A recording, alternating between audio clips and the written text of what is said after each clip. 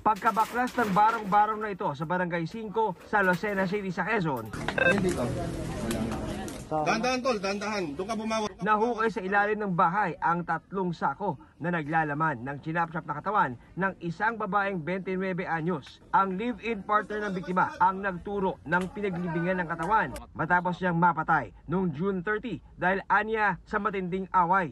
Sinaksak niya ng ice pick sa kanyang dibdib at chinapchap niya ng piraso, ulo, paa at sinilid niya sa 3 sako at binaon sa ilalim ng kanyang bahay.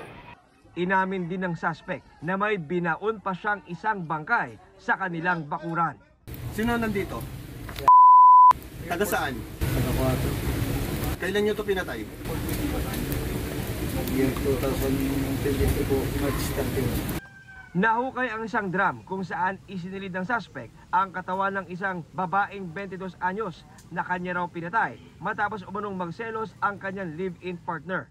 Nahuli ang 29 anyos sa suspect nang mahulihan ng patalim nitong isang araw matapos ireklamo ng mga residente ng panggugulo. Ako'y nagsisisi at tumingi ng kapatawaran sa aking ginawa.